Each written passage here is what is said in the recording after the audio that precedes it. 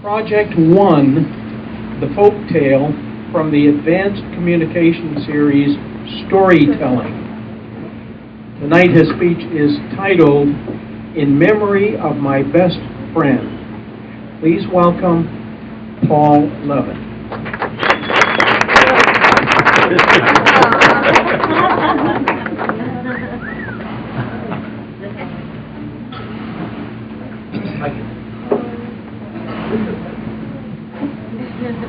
Toastmasters, I want to thank you for having me in to speak with you this evening. I, as many of you know, am Captain John Smith. I was born in England in the early 1500s. Oh, not bad for a 500-year-old man. Like most children of my era, I grew up playing with sticks in the street, fighting imaginary wars, which came to be very good practice for me and great training because at the young age of 14, I joined our most valiant soldiers and fought against the French. But you didn't come here this evening to hear about my story. You came this evening to hear about my dearest friend, Pocahontas.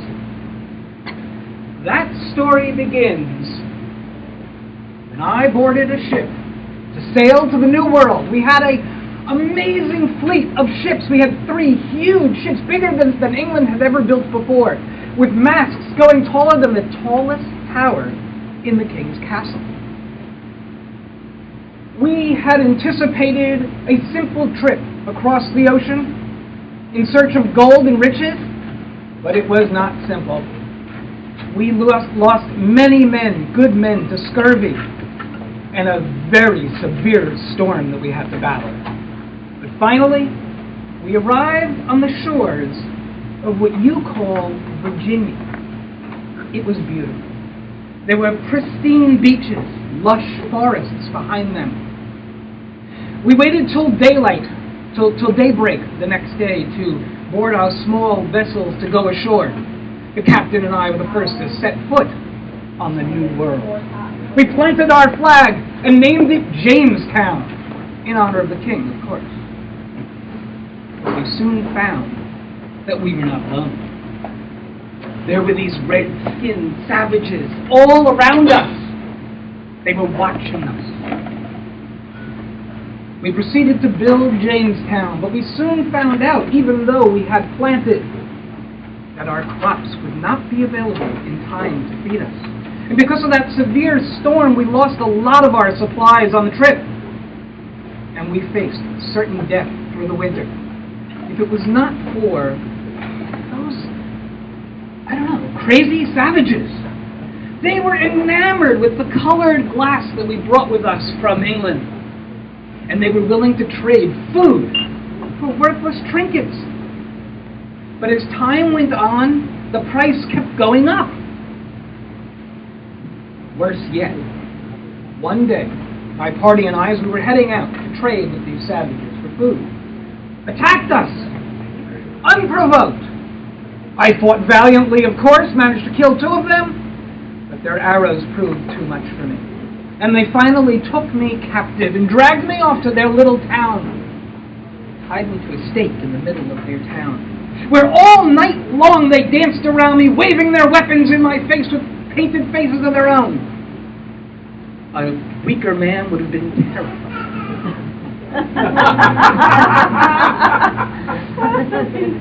And as morning broke, the dancing stopped and an argument ensued.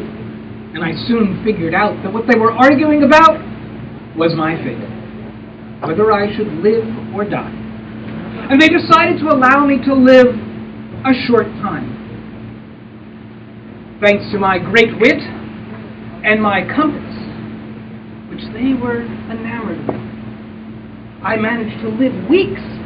You see, they loved the little needle that always pointed north and the glass that prevented them from touching the needle.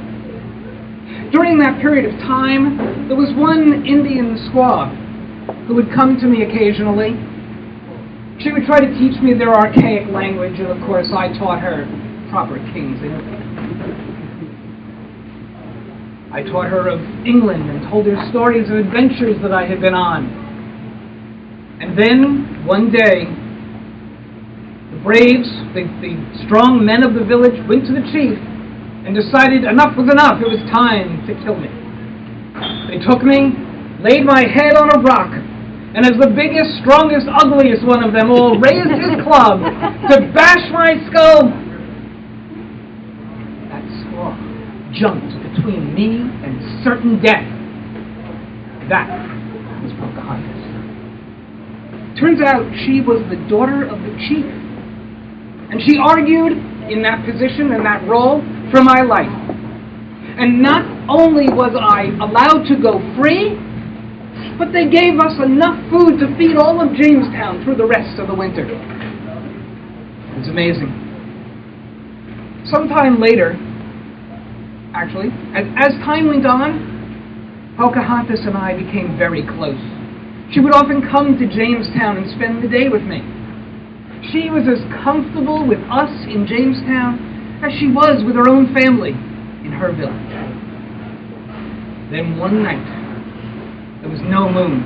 It was dark, and very dangerous for a young squaw to be out in that kind of darkness. But she came to me to warn me that the braves had convinced the chief to allow them to attack Jamestown. Armed with that knowledge, we were able to ambush them and totally wipe out their attack party. As a result, we merged a treaty with the savages that required that they continue to feed Jamestown for no compensation. Just days after that event, I was working in the armory, and there was an accidental explosion. I was severely injured and had to board our ship and head back to England immediately. There wasn't time to say goodbye or explain my absence to Pocahontas. Years later, I was off on other adventures in other parts of the world, and I received word that a young Indian princess had come to England. Could this be Pocahontas? I immediately set sail for England and found that, yes, it was her.